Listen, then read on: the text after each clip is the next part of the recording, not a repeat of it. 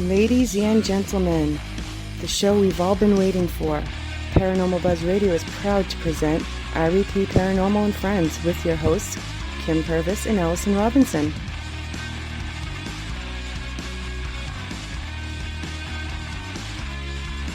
Live every Thursday night on Spreaker, 8 p.m. Eastern, 7 Central, 5 Pacific. Be sure to check out their Facebook page, REP Paranormal Busters.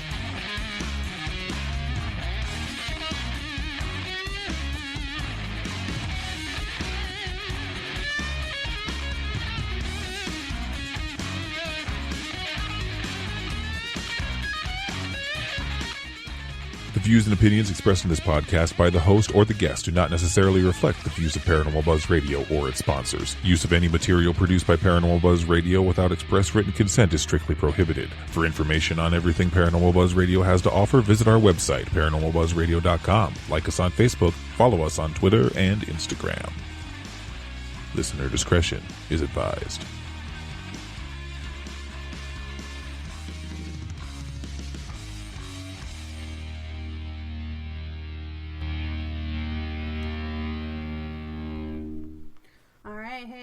Welcome to another night of REP Paranormal and Friends.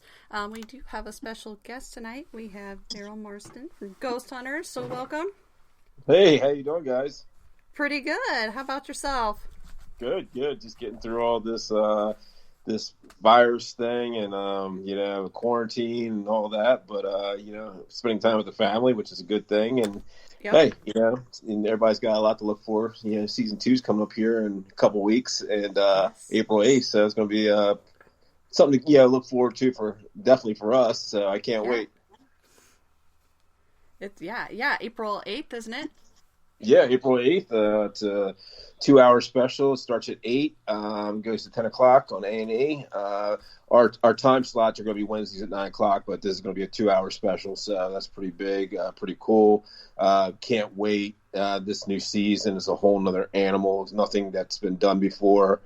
We kind of took off the brakes and for this season, and we did a lot of crazy things and introducing a lot of new equipment that's never been seen before in the paranormal, and a lot of new techniques and some old techniques as well. And I tell you what, we're super excited about it. I mean, these locations we're doing in season 2, the 9 or 10 locations we did, only one has ever been on TV before. The rest are big, huge locations that have never been done, never been investigated. Oh, wow.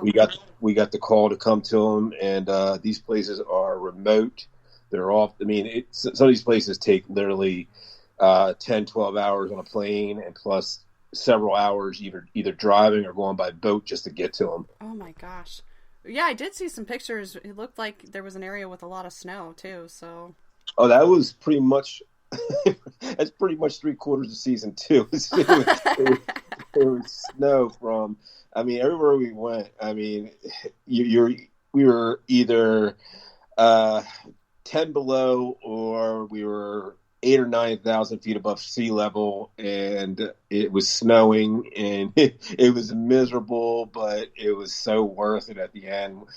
We actually got to see a couple of the actual episodes before they were full edited, and I tell you what, people were just going to be blown away. We were blown away. Our producers were blown away. Our crew is blown away. There's like it's just shot so well. The way I explain it to people when they're asking, because no one's seen it yet. Mm-hmm. You got just under 2 weeks before it comes out. But the way I explain it is the first time you ever watched The Shining, that those big aerial scenes, and like, you're talking The Shining was made 79, 1980, somewhere in there. Right. Yep. And you would think it was shot with a drone, the way they were shooting some of these scenes going through Colorado and stuff.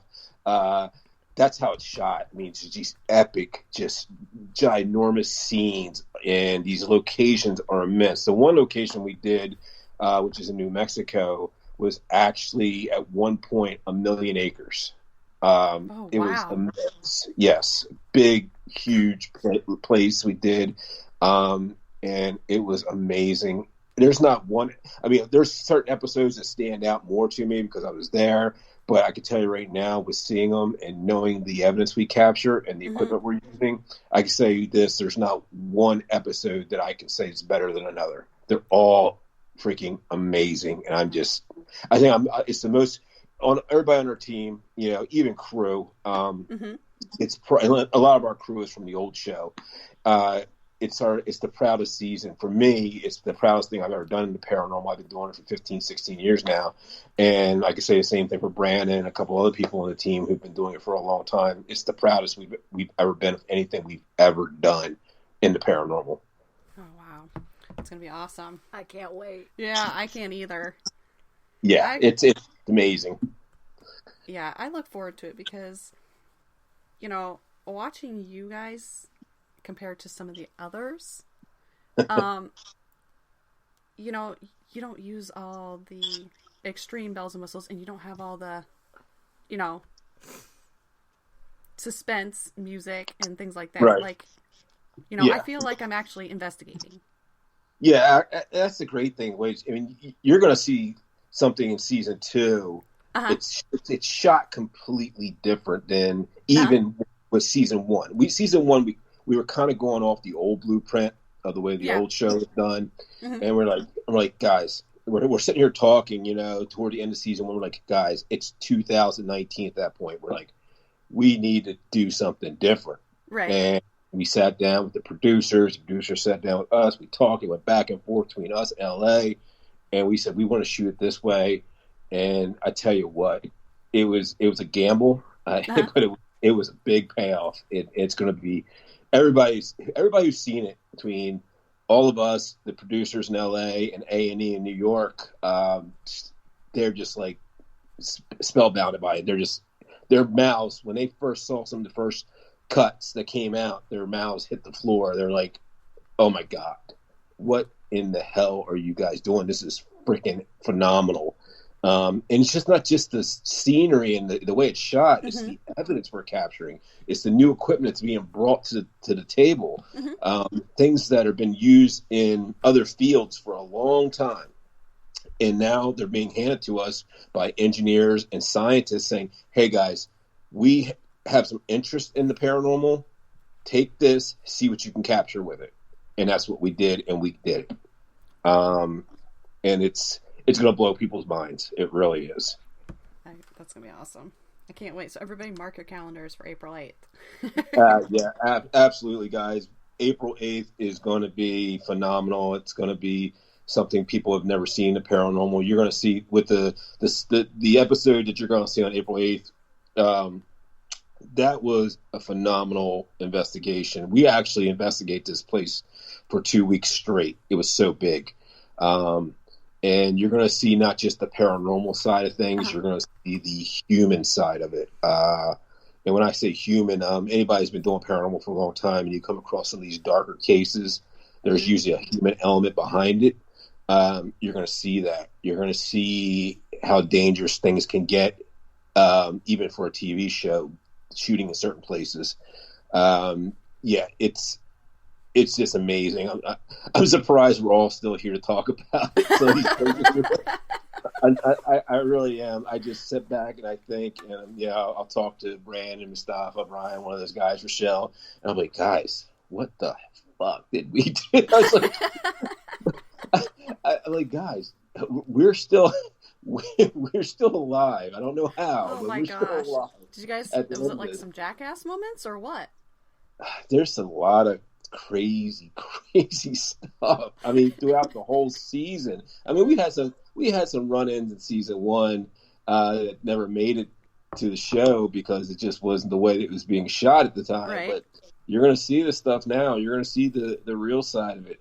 People are going to say, "Holy cow, what the F? I'm never going there." It's just like, some of these places are just so amazing. I mean, I can't tell you the names of the places. I can tell you one because we actually mentioned it in season 1 that we were going there, and that's Waverly Hills, which is the only one that's ever been done on TV before. Oh, yeah. Mm-hmm.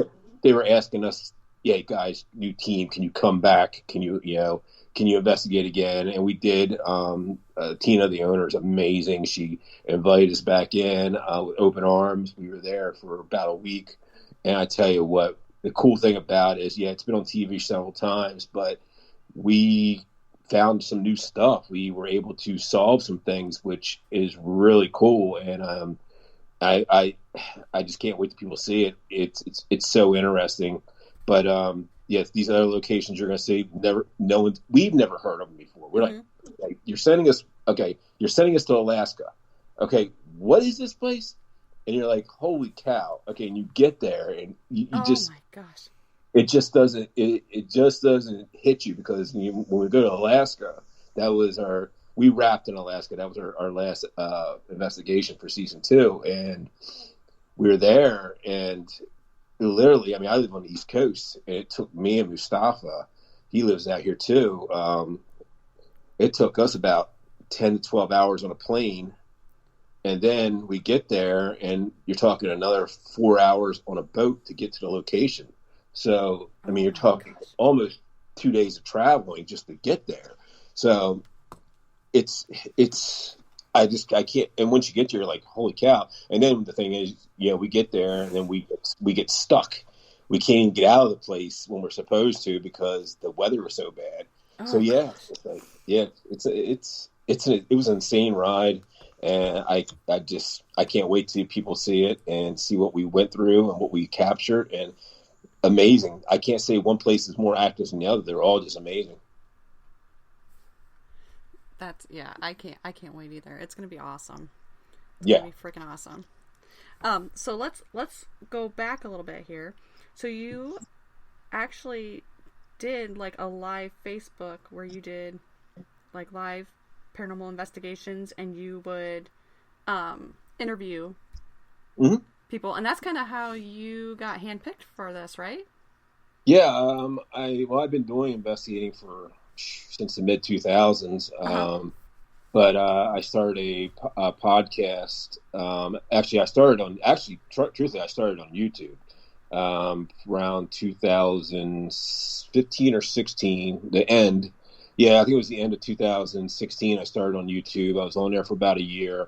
And I remember, it's so funny thinking back to it. I started on YouTube, and there's a guy who had kind of like a paranormal site he was trying to build up. So he invited me to come on.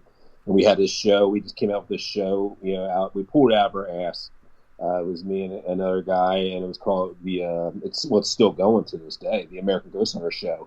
And I remember going on YouTube for the first time. We had the hardest time, doing YouTube Live and everything. It took forever to figure out. And having like every week, maybe 10, 15 people watching, and all of a sudden it would go up to 20 people. We did that for around a year. Then we went to a radio kind of format, like K-Core, like what you guys are doing. Mm-hmm. We did that for about 7 or 8 months. And then I got contacted by Paranormal Warehouse, and I went to Paranormal Warehouse with the show, and it blew up. Because they have a really large following over there. So it blew up from there, and I loved it, man. I just loved it. We were having fun. We were doing. We got to the point where we were doing one show a week, but one show a week turned to 3 or 4 shows a week because people just loved what we were doing. We were doing live investigations, like where people would come, like a team out in California we would bring them through and put them on OBS and Skype and stuff, and we would do a live feed with them investigating while we're talking and things of that nature. And then all of a sudden one day I just get a phone call. Actually, that one night it was like about 7:00 at night, and didn't recognize the number as a California number, so I just let it go to voicemail. And they left a message and said, "Hey, this is so and so from Pilgrim Group Media. We're interested in interviewing you for a paranormal show." So I'm like, okay, all right, this might be cool. So I called him back, played phone tag, and then finally started talking to some people, some producers, and doing interviews over on Skype and things of that nature. Next thing I know, I'm getting flown out to LA and meeting with the owner of Pilgrim and the executive producers out there, and fly back and get a phone call saying, "Hey, you're hired." I said, "Oh, cool." So I thought maybe like in a month or 2 I'd be starting. Oh, now this is a Monday. You start Sunday. Holy shit. So I'm standing on a job site at the time because I own my own business, a contracting business. I did restoration work, and I'm sitting there and I'm like, holy shit, what now? I said, I got literally 5 days to get my life totally together so I can hit the road. And the first run we had to do was like a month long. So it was like, you're flying out and you're gone for a month. So it was fast forward from there. And here I am now. I'm just like 2 seasons later. I'm like, holy cow. It just flew by so fast. I mean, I don't think hasn't been one state except for Hawaii I haven't been to in this last year or so. Oh my God. That'd be freaking nuts. Yeah. You'd have like no time to get anything prepared or anything like that. Good No, night. thank God I owned my business and I had a good partner who ran it for me, and I just ended up giving up to him. You know, because I couldn't be part of it anymore. I couldn't help him out, so I just handed over everything to him and let him take off with it. But yeah, no, it's been a crazy ride, an awesome ride. I would never give it up for anything in the world. It's been fun. I mean, I made some really great friends. You know, not just the team, but the crew. Mm-hmm. I mean, you got to think too. The crew, most of them are from the old show, so right.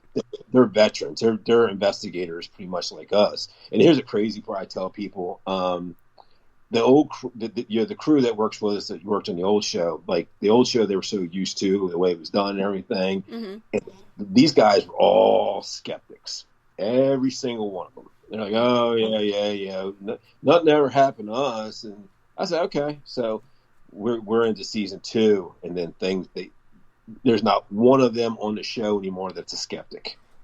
Oh, wow. They've all had experiences with us. They've seen things. They've heard things. Things they can't even wrap their heads around. And like these guys are all like, oh my God, I've worked on this show for 12 years, 11 years, whatever it was, and I never seen a damn thing until you guys came along. I said, it's just the way. Sometimes it's just the way you do things. I mean, the cool thing about this team is none of us knew each other except for Brian and Rochelle. Brian and Rochelle were on the same team out in Illinois, but the rest of us, we didn't even know who we were. I didn't know who Brandon was or Mustafa, or they didn't know who I was. Right. And we just meshed, and it's been crazy. We're like brothers and sisters. We laugh together, we cry together, we fight together. When I'm home, when we're all home, we miss them, and when we're on the road, we miss our families. So it's crazy. Great. Yeah, it's great. No, but that's really, I mean, that's good that you guys meshed though, because otherwise it wouldn't make the show work. Yeah. And there's the cool thing with us is we have no restraints. Like, from what I understand, TAPS, the old team, they had restraints where they wouldn't they wouldn't do any solo investigating and things of that nature. Well, we are not TAPS, so we do solo investigating. Like there'll be times, especially in season 2, you're going to see where there's times where I'm in a building with a handheld GoPro, and that's it, by myself investigating. Oh. So crazy stuff like that, So you're still doing some investigations? Oh yeah. What is one of your favorite investigations? Not necessarily with the show, but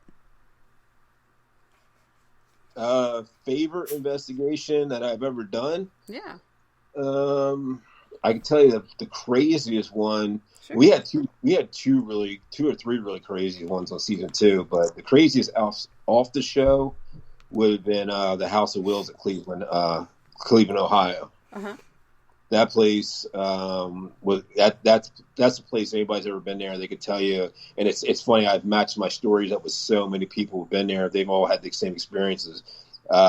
It's ran by a gentleman named Eric Freeman, and this is public knowledge. I'm not saying anything that it's not known. He's the head of the New Satanic Church, and he's like a high priest or something to that nature, and he does rituals in the building. So at that point, I did not know that when I went in there. So there's some pretty dark energy in that building, and that was a crazy one. That's one of those places. The only way I can explain to people is when you walk in that building, that's the only place I've ever been that the building actually felt like it was its own entity, like it was alive itself. Oh wow! So that was crazy. Season 1, there was a location we went to that I kind of fell in love with, which was Landau's Mohican Castle. I had some really great experiences there. I would love to go back and reinvestigate that place, and they said we could, but I don't know if it'll be on the show or off the show, but I'm definitely at some point going back there because I actually stayed in what's called Cabin 13, and it was the original cabin to the actual property, and it dates back to the early 1800s. And I actually, on camera, had a little girl talking to me. You can hear her talking. Like, it's 5 o'clock in the morning. We just wrapped shooting. I was coming back to go to bed, and we had some cameras in my room because of the activity in there. And all of a sudden, you just hear this little girl out of nowhere, and you can see me. It startled the hell out of me. Say, hello, like plain as day, as loud as day to me. And I just swung around. I'm like sitting there getting undressed, trying to go to bed. I'm like, what the fuck? Are you serious? And I'm like standing there. I'm like, holy, I was like, hello. And the crazy thing is, Brandon Mustafa came in there and investigated that place. They had the same experience. They heard the little girl talking to them, and Brian Rochelle also did as well. So yeah, that place I loved. I mean, it was scary. I stayed in that cottage for 5 days. I had no cell reception. I was actually away from everybody else. Like, they were all staying up in the castle, and I was about a quarter to half a mile away from them in the woods. Oh shit! And I had no cell reception. It rained almost the whole time we were there, and by the third night, I was sleeping in my SUV. Well, props to you though for making it that long before you slept. I couldn't. The crazy thing was, it wasn't that I was scared. I couldn't sleep because all you heard was audible noises the whole time you're trying to sleep. You're walking, talking, banging. I'm like, I got to the point where I was getting pissed. I was like, all right, look, you gotta let me sleep. I've literally slept like 3 hours in the last 3 days. So I grabbed my crap. It was like about, I don't know, 3 or 4 o'clock in the morning. I had an Escalade or a Yukon or something at the time. Yeah. I jumped in the vehicle. I pulled out and I drove up the road and parked in this little parking spot. I locked all the doors and jumped in the back and just covered up, and I passed out. And it felt so good. I mean, it was uncomfortable. It felt good to sleep. It was funny. But I did go back the next night, and I stayed there. We got done shooting probably 3 or 4 o'clock in the morning. I went back and I turned everything on in the cottage, the TV, everything as loud as I could get it, just so I wouldn't hear anything, so I could sleep. It was crazy. I was so glad to get out of there. Oh my gosh, you need to invest in some damn earplugs. I'm telling you, I definitely going to get some like those sound deafening headphones or whatever they are. Yeah. Yeah, it's crazy. I haven't been in a place that's been that bad. I mean, Edinburgh, we would hear running down the hallways when we slept and stuff, but I was too fucking tired. I'm like, screw it. I'm sleeping. I don't care. Come get me. Yeah, I don't care. I was by myself. Yeah, I wasn't by myself. There was like 3 of us. I had no cell reception. Nothing. I couldn't even get on Wi-Fi. There was nothing. We were on top of a mountain in the woods in Ohio, and it was crazy. Literally, the nearest town, you'd have to drive like, I think it was like 20, 25 minutes down the mountain to get to this little town that was there. And there's nothing in the town. Literally, it's just like there was like a gas station, and I don't remember a grocery store or anything there, or a restaurant. So yeah, it was crazy. I was glad to get out of there. Believe me, when we were leaving that day, that Friday or Saturday, whatever it was, I was so ready to go. I had my bags packed at the door, just waiting. And the crazy thing, one night, it was like it was one of the last nights I was there. We were having dinner at like around 9 o'clock. I'm in the cabin, and it was a night we were working on our evidence review. So I'm sitting at the kitchen table, and I got the laptop open. I'm doing evidence review. I get a text message, which was I don't know how I got it, because it was from one of my producers saying, "Hey, we're eating dinner up at the castle. We brought food in." So I said, "Okay, cool." So I start getting ready. It's dark. It's pouring down rain, and all of a sudden I hear something at the front door. Oh, So they're shit. making this weird noise, like this squeaking noise, making this weird. I can't even explain it. So I'm very carefully opening the door. I'm like, what in the hell is that? And I open it up, and there's these 2 baby raccoons hanging onto the railing, like making these weird noises. And my only concern was where was the mama raccoon? So I'm like, holy shit! Got these 2 baby raccoons here. I'm about ready to get attacked by a big ass raccoon because there's raccoons everywhere there. I'll never forget the one night we walked out of one of the buildings, and it was me and Grant, and we walked out of the building. It's pitch black, and a raccoon jumped off the roof right in front of us, and Grant goes running after it. I'm like, where are you going, dude? And he just takes off in the dark running after this raccoon. So I was like, I'm out of here. So I start walking down this path, and then another raccoon jumps off the roof. I'm like, what in the hell Oh is my gosh. like, Could you imagine if it landed on you? Oh, no, because they were big. They were pretty big. They were probably about 20 pounds each. They were pretty Oh my big gosh. raccoons. Yeah. Good times. When you were talking about that cabin, though, it like made for like a perfect horror film. Well, yeah, I explain it to people like that because here's the story. When I got there, we all showed up. We show up in different vehicles sometimes because we're all running different schedules. It was me and Kristen. We got there. We were like one of the last 2 to get there, and like the rooms were taken. Like, you had a couple rooms left, and it was like room of, I don't know, 7 and 13. They didn't tell me it was a cabin, so they said, as Kristen said, I told them, I said, I'll take room 13. So I said, give me room 13. And she's like, okay. And the ladies at the front desk, she was a young girl. She's like, well, I got to drive you to it. And she said, Kristen, yours is over here. Just walk down this path, and it's right there. It's right in front of the castle. I said, what do you mean you got to drive me to it? Oh, yeah, I got to drive you to it. It's a cabin. I was like, okay, this might be kind of cool. Cabin, by myself. Cool. So she gets in the vehicle. She drives me down this long dirt road. It's pouring down rain. And we pull up in front of it. I'm like, oh, no. I was like, wait a minute. It looked like the cabin from the Evil Dead. That's what it looked like. If you ever seen the Evil Dead movie, that old rustic cabin that looks like it's getting ready to fall down. I get there, and she's like, okay, here's the key. Go ahead. I'm like, wait a minute, so you're not going to like walk me in or anything and show me around? No, we don't go in there. Oh, I'm like, what do you mean you don't go in there? She's like, we will not go in there. So when we have to come down here and clean it, there's like 3 or 4 of us to come and clean it because we will not be able to by ourselves. I'm like, and then I get out of the vehicle. I pull my suitcase out, and she just takes off and leaves me out there. I'm like, what in the hell? As I didn't have a vehicle at the time, so I finally got a hold of my producer. I said, look, man, I'm stuck in a cabin that's out in the middle of nowhere. Yeah. I need a vehicle. So yes, it was crazy. It was. I couldn't imagine it. I'd go nuts. I probably would go nuts. All right, let's see here. Excuse me. All right, so going on from that, what is some of your favorite equipment to use?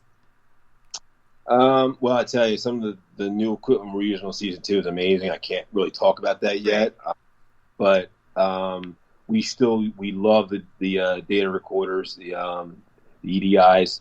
They're amazing. They're so well shielded, which is the nice part about them. So you can get temperature, pressure, you can get humidity, you can get EMF. It's a range of different things, vibration. So with the geophone and everything on it. I think that's probably one of my favorites. And I love using anything audio as far as like the Zoom recorders we use. Mm-hmm. We use the binaural, we use the Amazonic, and I have a Zoom 6 that it's my personal Zoom 6 I bring with me. You'll see it on some of the actual episodes where I use it. So I would say audio and the data recorders, and I love thermal. I love the thermal, and we really in season 1 we have body cams, so we only had a couple in season 1, so we ordered a bunch more. So we have 8 or 10 body cams now. I always wear a body cam now, because it's hands free. I just clip it on my jacket or whatever I'm wearing at the time. You can even clip it on your belt, and it's just running. It's got great audio, and I've captured so much cool stuff on it, especially in season 2. I will not do an investigation on the show without a body cam anymore. I will never do it. They're amazing. Yeah, that'd be something cool to have. It's so easy. They've got great IR because the police use them at night and everything. They have great audio. The pixelation is amazing on them. Like, you could pick up so much stuff on it. I don't know what they're using as far as the camera lens on them and everything, but they're so good. It's just, you clip it on, you turn it on, and you just go, and they stay charged for a long time. I can get through a full night with one body cam. Oh, sweet. Yeah.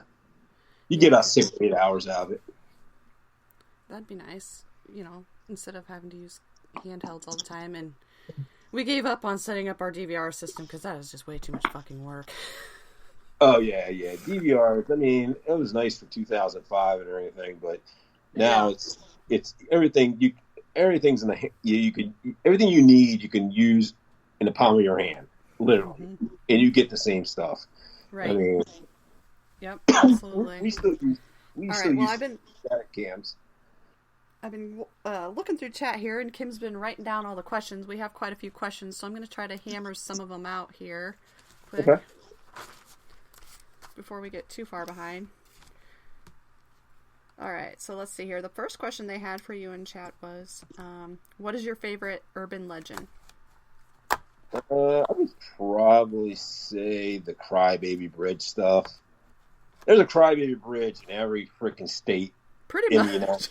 It's like everywhere you go. I've gotten so many personal messages or emails say, "Hey, I hear you live here. You should check out Crybaby Bridge." I'm like, "Yeah, okay." I'll get right on that one. Probably Crybaby Bridge is probably my favorite urban legend when it comes to paranormal, like the ghost stuff. Yeah. All right. Let's see. Next one here is, what are your views on past life? On a past life. On past life, like as far as I'm assuming if you think you had a past life, I think that's where he might be coming from. Okay. I do believe that is possible. Yes. It's never been proven. Yeah. I think it's weird because you get deja vu and things of that nature, and you kind of wonder, have I done this before? And I do think it's quite possible. I would never knock it. You got to remember, guys, I don't know who the person was that asked that. I apologize. I don't know your name. I think it was probably Darren in chat. Darren? Okay. Yeah, Darren. My views are, here's the thing with paranormal. It's, even though people have been doing it for quite a long time now, it's still in its infancy. So there's still a lot we need to learn. There's still a lot of things that we got to take out of it, because right now it's pseudoscience. It really is, and we need to take it out of that and try to make it a science where we're actually doing actual investigating and taking our evidence and correlating it with experiences and trying to figure out life after death. Because in my opinion, there is life after death. I've seen full body apparitions. I don't know. I mean, I've gotten great EVPs. I've seen these things interact with us. We all have on the show, and other paranormal investigators as well. So trying to prove that right now is the big thing. Trying to take this out of that pseudoscience and put it into a science where people are actually trying to really look at it on a scientific level and say, hey, guys, we have all this evidence compiled here. Now we got to take it to the next level and figure out how it works. Why are people seeing this full body apparition in this hallway or in this house? Why are people getting these EVPs? Why are so many people having paranormal experiences? Mm-hmm. And that's one thing I could say great about this show. I could say a million things great about this show, but that's the one thing we all take very seriously on this show. Every one of the investigators and even the crew and the producers, it's more than a show to us anymore. Yeah, we're making a show for TV, But our main passion, and I can tell you right now, it's really came to that in season 2 is actually bringing in some integrity back to paranormal, so we can get back on track and try to make this something bigger than what it was, and try to figure out what the hell is going on out there. Why are so many people having these experiences? Mm-hmm. Oh, excuse me. Oh. I'm not sick, I swear. It's okay, you're there, I'm here. I know, but Kim's sitting next to me. We had a box sitting in between us earlier, and we said that was our social distancing. There you go. All right, so next question here is, I believe they're wanting to know, if you go live on like Facebook or Twitter during an investigation, do you think you get more activity then, or do you get less? I think it depends on the location, to be honest with you. I think if you're going live on Facebook or whatever social media you're using, I think what you're doing is I think it's cool because you're bringing in people who are sitting at home who are maybe not investigators or they can't investigate. Mm-hmm. You're bringing them into the situation. So it's like you're having, instead of 3 or 4 investigators, you've got a couple hundred investigators, which are maybe seeing things that you're not seeing. Right. I don't think it has anything to do with making the activity more or less. Mm-hmm. I've done a lot of live feeds, hundreds and hundreds of live feeds over the years. And I tell you, we've got some really cool stuff on the live feeds. Mm-hmm. Really, really good, stuff. And I tell you, it's I don't think it really does. I don't think it affects it at all. I think, if anything, it probably helps because you have more eyes that are, especially if you have a live chat going on, who can say, right. Hey, I saw something over in the corner. And then you have 3 other people say, oh, I saw it too. And you're like, okay, so maybe we should, concentrate over in that corner. Maybe there is something over there they're seeing. So, yeah, I think it probably helps. I think it does too. We've had that before at locations too, where some of our viewers have seen things that we didn't see. So, and it helped us, like when we went back to the live feed, we're like, oh shit, yeah, there it is. Yeah, absolutely. It always helps when you got somebody who can actually sit there and read the chat while you're investigating. Mm-hmm. Maybe there's 2 or 3 of you, and one person's reading the chat and they're watching what people are saying. Yeah, so I think it helps, to be honest with you. I agree 100%. Alright, let's see here. Okay, the next question they want to know is, what do you fear of the paranormal? I don't fear anything in the paranormal. I fear people who dabble in the paranormal on the darker side of it.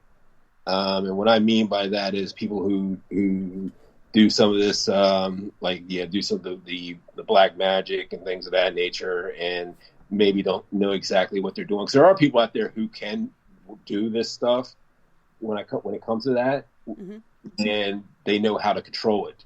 There's other people who get into it who do not know how to control it, and that's a lot of times when you'll get a lot of your home cases.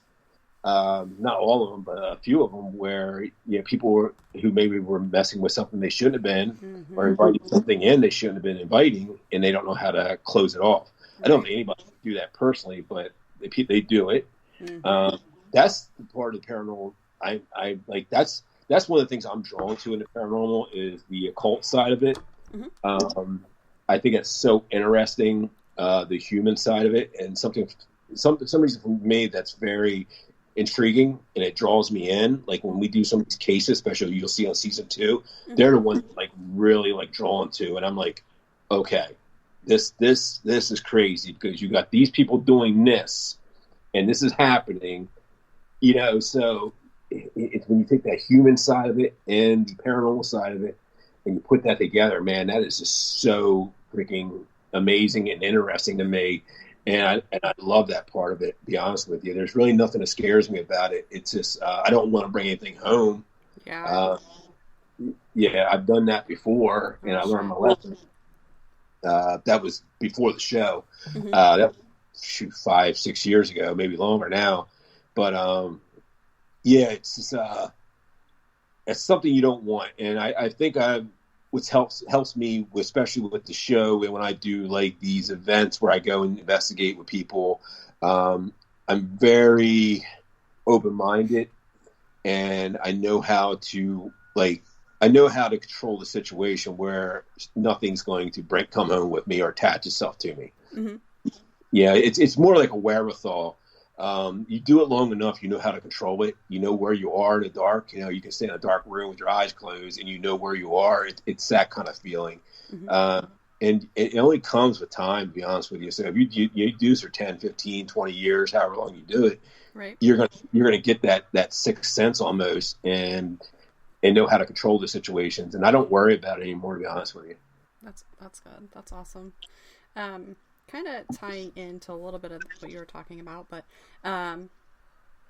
what are your views on spirits that like take over somebody's body? We used to call that puppeting. I've seen that happen. Mm-hmm. I don't know if it's more of, I can't say a spirit actually takes over somebody's body. I can't prove that. So I'm not going to sit here and say that happened. But I've seen people who act like they've been taken over in a investigation situation. And it's kind of, it catches you off guard when that happens, and you see that happen, and you kind of wonder where mentally this person was before they came in there. If they're especially if you go into a location now and you take this with a grain of sand or whatever. Mm-hmm. You go into a location that's a darker location, and there's few and far between, guys. Most of your hauntings are just human spirits that were just like us at one point, and they lived a life, they worked a job, and they came home every day and loved their family. Okay, maybe some of them were good in life, some of them maybe were assholes in life, right? And apply the same on the other side. Mm-hmm. And you come into some of these locations that are darker, mm-hmm. And I'm not saying demon. I hate that word because I don't. Me too. I mean, I believe there are demons, but if you come across one, you're not even going to know it because it's not going to let you know it. Mm-hmm. But you go into some of these darker locations, and you, if you go in there weak, if you go in there and you got a lot of baggage, you're going through a bad relationship or money problems or whatever. That negativity and that baggage you're carrying, it'll feed off of that. I've seen it happen before, and it's something you do not want to do. If you're weak in the mind and your home life is not good, you might not want to be investigating. Right. Quite honestly, because if you go into a location where there is something that's not quite right and maybe a little on the darker side, it will attach itself to you. It feeds off that negativity. It feeds off that hurt, that hatred, or whatever you're carrying around with you. Mm-hmm. So yeah, I've seen it happen, but I can't say for sure. I can't prove it. So, but I've seen it. Gosh dang, yeah, that would be something to see. I don't think I'd ever want to see it, but no, you never know. No, you just really never know. I mean, there's so many weird things that have come into different locations lately. You don't know what was doing in there before you either. Like, yeah, no, we ran across that. We ran across that in season 1 in a location, and we did not air it on TV or anything. Uh-huh. And we ran across where people were doing some unsavory investigating in the location. They were letting other people come there and do like rituals and draw sigils all over the building and things of that nature. And I tell you what, I investigated the building before all that was happening, and I investigated it after it happened. It was 2 different buildings, 2 totally different places. Oh wow! Yeah. Yep. We've had that too. I was like, whoa, wait a minute, this is way different. But like I said, you don't know what some other groups that are coming in, what they're doing, what they're bringing in. No, you don't. So you don't. It's kind of a crapshoot when you go. Yeah. You never know what you're gonna get. I remember online, this is about 2 years ago, there was a guy who was doing a bunch of Facebook Live stuff, him and I believe it was his wife at the time. And he was doing like a lot of ritual stuff on Facebook Live where he was cutting himself. And it was hard to watch. You're watching like, what what are you doing, dude? Really? You don't know what the hell you're messing with. You do not have a freaking clue, man. And he would go to these darker locations, like, you know, the ones you always see on TV, on the shows and stuff. And he would do these little, like, you know, I don't know, blood cleansings or whatever he wants to call them. And I remember watching that, and I remember like unfriending this guy right away. I'm like, dude, you don't know, you don't have an idea. Oh my gosh, that's crazy. Oh boy. All right, let's see here. We got, holy shit, we got quite a few. Oh my goodness, it's like a freaking novel here. I know, I got tired of writing. They are just typing away in chat here, and I'm trying to keep up as fast as I can, but chat kind of lags, so I try to get them involved. So that's good. Let's see here. So, okay, next question they wanted to know was, if you come across a full body apparition, who would you want it to be, and what would you say?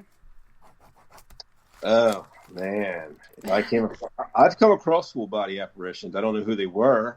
We kind of put a name to them eventually, but who would have wanted it to be? I think probably, I'm not going to name anybody in particular, but probably a relative. And I would just tell them how much I miss them and love them, and, you know, and go about my way. I don't know if I'd want that though, but who knows? Never know. No, you don't. I have not yet seen a full body apparition. I mean, I've seen, you know, dark figures next to my bed when I was younger, but that's it. Like, I haven't seen an actual. It's quite shocking when you see it. I'll probably shit myself. I'm not gonna lie. And hope and pray I'm not live on Twitter or something like that. All right. Who's the one investigator that you haven't investigated with yet? I think I'm reading it correctly. On the show? Maybe it's somebody that you would like to investigate with, but you haven't yet. I'm guessing that's what they're meaning. Oh, boy, that's a tough one. Anyway. I mean, I'm investigating with some of the greatest investigators that I've ever met. I don't know. I would say maybe off the top of my head, maybe like Nick Rolfe or somebody. I've talked to Nick a couple times, but I've never investigated with him. Yeah, that would be an awesome one to go with. Let's see here. Who was your inspiration to get you into the paranormal field? Actually, I didn't have an inspiration. Actually, if anybody's ever listened to any of the other shows I've been on, it was complete accident, me getting into the paranormal. I always loved the paranormal side of things. You know, because I'm born November 1st. I missed Halloween by like 3 hours. Oh, geez. My mom's a Halloween baby, so yeah. It's I actually started watching the shows in the early 2000s, you know, Ghost Hunters and all that other stuff, and so I was always interested in it. It was pretty cool. I wasn't like a diehard fan or anything, but around 2005 or 6, I can't remember what year it was, I actually got invited to a paranormal investigation. It was a Halloween thing they were doing, and it was at Fort Delaware here where I live. As everybody knows, the old show had been there several times. I actually went there before they were there. I went to the investigation, didn't know what to expect. I remember going to the island, and it's an island. You got to take a boat to get to it. And I remember getting there, and there's about 100 people there. And we're all in this big room. And then you have a historian, it was a park ranger, and then you have this little old guy sitting in the corner. And this lady, I remember saying, "Hey, whoever wants to go on the historical tour, raise your hand." And literally 95 out of 100 people raised their hand for the historical tour. And it was me, my mom, I think my stepsister, and another couple. We're the only ones that raised their hand for the paranormal tour. And I remember this guy said, "Okay, let's go." It was great. I was like, cool. It's just the 5 of us. So he takes us down to the casemates, which are kind of underground at Fort Delaware. It's where they keep prisoners and stuff during the Civil War. And I actually, the first time I ever went investigating, saw a half-body apparition down there. So first time I had a paranormal experience like that.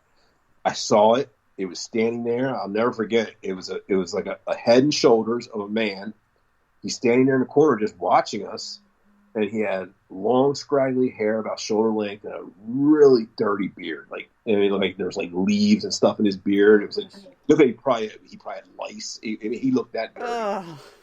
And he was just standing there, and he just kind of like he got sucked back into like this vortex almost. It's like he just sucked away, like gone. Wow. He stood there for about a good 8 or 10 seconds. I'm staring at him, and I was hooked. I went out there. It was only like 3 hours we were there, maybe 2.5 hours. I was hooked. All I remember is leaving there and like, how can I do this? I knew nothing about the equipment. I knew nothing. I knew nothing about investigating. Nothing. Now, all I remember is going home and thinking, how can I do this? And I started doing it just locally, just myself. And then I met my girlfriend at the time. We met, and she's my wife now. We started dating, and she was into it. She never investigated before either. So we started doing places like Gettysburg, because I lived pretty close to Gettysburg. And we would go there for we take a vacation, go there for a week at a time, and just stay in like a bed breakfast. And then we would investigate that. And it just grew from there. It just grew and grew and grew. I started my own team in 2011, Breaking Paranormal. And most of my team lived in Ohio. And I would start traveling, and I would start doing these investigations everywhere, all over the coast and up into the Midwest, like Ohio, Kentucky, Pennsylvania, Maryland, New York, blah, blah, blah. And I just did that for a couple of years, and I started getting into the whole podcast and live stream stuff, and it went from there. Oh, wow. That's crazy. Yeah. Just kind of fell upon it. Yeah, I never thought I would ever be doing this. But I'm here. Excuse me. All right, let's see here. What do you hate the most about the paranormal? The lack of integrity, and that's not the people out there in the field like you guys. Right. Now there are some. Right. People out there that maybe shouldn't be doing it. It's more on the production and the television side of it. Just all this stuff that's out there. You watch and you're like, you guys are totally putting shit in people's heads that you shouldn't be doing. Right. And 99.9% of the stuff you're doing is complete crap. And it burns you up, and you watch it and you're like, what the hell, man? Everybody thinks every ghost or every paranormal experience they have, it's a fucking demon. It's not. I know. Guys, it's not. And it burns you up. And like, I'm not knocking anybody on TV. I'm not knocking any of them. I know some of those guys. Right. But I tell you what, it's not my way of doing things. And I have total respect for some of them. There's certain people out there that, hey, whatever you're doing, it's your way of doing it, and you've done very well because you're a very wealthy person from doing it. But it's not my way of doing it. And I'm not going to do that. If anything, I would, I'm sticking to the road we're on, and trying to do things right, and trying to, and just trying to bring some integrity back to the shows, man. Yes. That's the big thing, because people look up to those guys. Like, this is the honest God truth. And I told my producers when I went out to LA before I even took the show, I said, guys, I don't even watch paranormal television anymore, because I can't get my head around it. I said, I can't do it. I said, I look at it, I'm like, I'm just disgusted by it. And they agreed. And I said, yeah, that's not what the product we want to put out there. And I really agreed. And I tell you, the great thing is the producers out there and the producers in the field who work with us, they're just as serious about this as we are. And that's so great. Like when they think something's bullshit, they'll toss it out themselves. So that's a good thing, guys. When you're watching what we're doing, you're seeing the real stuff. You're seeing real investigating, and seeing real evidence. And there's so much evidence. Guys, I wish you only could sit down with us for a whole day and watch us go over our evidence review, because we all do our own evidence review. So whatever cameras I'm carrying or audio equipment, I'm doing that. I'm sitting there for freaking 20 hours sometimes reviewing all that. Oh, yeah. And I tell you what, there's so much stuff that we capture we have to throw out because it's just if there's just a tidbit of uncertainty, we throw it out. We have to. We have to throw it out. Yep. No, we do the same thing too. We go through our own stuff. And you'll see that on this first episode. You're going to see on April 8th, there's an instance where we actually capture something and we're like, guys, I mean, it was intriguing. It was in the moment. It was, I'll tell you what, it was downright scary what we captured, but there was just something we're like, guys, we can't do it. You're going to see it. They're going to show it. They're going to show the whole thing, which is great. And it shows, guys, this is what we're about. There's a 1% of a doubt. It's gone. We just can't do it. Excuse me. That's it. Thank you. 'Tis the season for allergies. Oh, yeah, it is. My wife's going through it right now. Ugh. Gosh. Oh, well. It is what it is. Let's see here. There is one running question that we ask. Each one is from Darren. He asked this to everybody, so he has kind of like a running poll. It is, what's the one object in the world you would never want to be haunted? Oh, man, my house. That's a good one. Yeah. Yeah, because, I mean, I deal with it enough. I mean, I do this as a job, and I don't want it in my house. I just don't. When I come home, I don't even want to think paranormal. When I get an email from a producer or something when I'm home, like I cringe. I'm like, oh God, are you serious? So yeah, I don't even like talking paranormal when I'm home. I don't blame you. I think when Darren asked me when I was on Shay's show, I said my car. Oh, that's a good one too. You don't want your car to be on it. Hell no. Yeah. But definitely my house. I do not want my house to be on it. There you go, Darren. Add that one to your tally marks there. He said his first one. It said house. Oh, sweet. Well, you're the first one that seems that then. I know we've had multiple on toilets. You know why? Because I do it for a living, and I don't want this crap here. I don't want it. When I come home, it's like I've been on the road for 2 or 3 weeks working, and I've been dealing with paranormal for 21, 25 days straight. You get home, you just like, my poor wife, she'll ask me questions like, oh my God, what happened? I'm like, and you just like, I feel so bad because I don't want to talk about it, but I talk about it. I'm like, all right, yeah, this happened. And then you're just like, it's by the time it gets here, it's like, oh man, I'm done. I just want to watch Netflix. Yeah. Change the subject. Don't want to talk about it. Don't want to hear about it. Nothing. Yeah, it's like you've been at work all day and then you come home. Exactly. I don't want to talk about freaking teeth when I get home. Yeah, there you go. Don't want to look in your mouth. Don't want to see a mouth. All right. Let's see here. Matt would like to know what it's like working with Grant. Oh, Grant's amazing. He's such a wealth of knowledge. Great guy, family guy. I can't say enough great things about Grant. He's our executive producer, or one of them. We have a couple. Him and his wife, Rihanna, are amazing. Great people. Great. Yeah, there's you can't say enough great things about those guys. Really down to earth person. Yeah, I was able to learn a lot from him about just when you're dealing with the fans and things of that nature. Mm-hmm. We did a couple events together. We went to Alien Con out in Dallas, which was we had 2,000 people there, and for the Ghost Hunters event, and just the way he was able to handle and deal with everybody and show how nice he was, it rubs off, and you see how you want to deal with the people who watch the show. I mean, I'm a nice guy anyway, but it's refreshing to see that, because you hear a lot of bad things about certain people. Mm-hmm. But yeah, not Grant. He's 100% legit, and he's a great guy.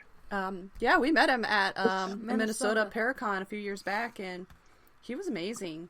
He was down to earth. He came up to us, we talked to him. He gave us some ideas and tips when we were first getting started, and it was amazing.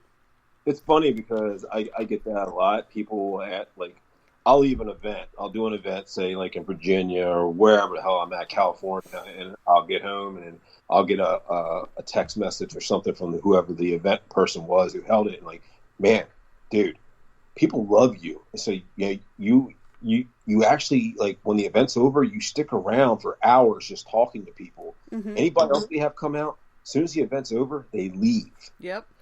I'm like, yes, that's just my personality, and that's not just me. That's the rest of the team too. We're all like that. We all just like love talking shop to people. You know, when we're doing these events, people are paying to come see us and hang out and investigate. And you're getting the real us. You're going to get. You ask us a question, we're going to answer it if we can, if it's humanly possible. And if you want to hang out, like, it just because it's 1:00 in the morning, the event's over, and we're all hanging out in the lobby of a hotel. We're not going to talk to you. You come up and talk to us. We hang out for hours just talking shop and talking paranormal and family and everything else. And they see we're humans. They love that. They love it. Mm-hmm. Yeah, it does. And it shows a lot, too. I mean, it really does. It does. Because I've heard so many bad stories about other, TV paranormal people and things of that nature where, they're just total jerks and things that I don't know if they're true or not, but I'm just going by what people tell me. And they're like, man. Yeah, kind of. Yeah. We met a couple of them up in Minnesota. Yeah. Sorry. That's all good. Most of them were really awesome. Yeah, they were awesome. So, it was a good time. All right, so before we get things wrapped up here, go ahead and let everybody know again when the season premiere is for Ghost Hunters. Okay.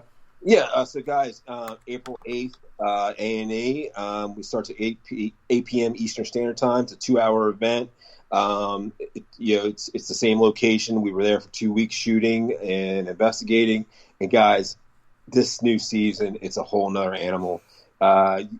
I try to explain to people it's not just a paranormal show anymore. It's an adventure show. It's just the human side of things, and you got paranormal and all that wrapped up in it. And you're going to see new equipment that's never been used in paranormal. You're going to see the evidence we capture with this new equipment, and it's just going to blow your mind. I just can't explain. I can't wait till people see it. I'm super excited. Yeah, a lot of people are. I can't wait. We're excited. Awesome. I'll have to put it in my calendar. So it's not like I have anything else going on. Right? No, Yeah, we're shut down too, so. Yeah. Yeah, I think this whole country is. So, I mean, if you guys are sitting at home, turn on A&E. It's a great network. Watch Ghost Hunter, and you guys are going to get hooked on season 2. You're going to like, what the hell? I can't wait. Okay, so real quick, I'm just going to give shout outs to everybody who was in chat tonight. We had Darren, who had a lot of the questions, so props to Darren there. Thanks, Darren. We had Shay. We had Nico. Here's the whole list right here. Oh, Kim wrote it down for me, and I'm trying to scroll through chat. I made it easy. We had Matt, we had myself, we had Kim, we had Christopher, we had Angie, we had Fred, we had Mama Deb, we had Adam. So thank you for everybody who was in chat tonight. Thank you for everybody who was not in chat but listening. We appreciate each and every one of you. Next week we will have I don't have my calendar. Central Utah Paranormal. Yeah, they got canceled last week. Yes, I had the flu last week, so I had to cancel. So they will be on next week, so stay tuned for that. That's going to be another awesome show. I'd like to thank Daryl for being on tonight. And everybody stay safe, and we'll talk all next week. And if you just... April 8th, guys. Thanks. Yeah, thank you.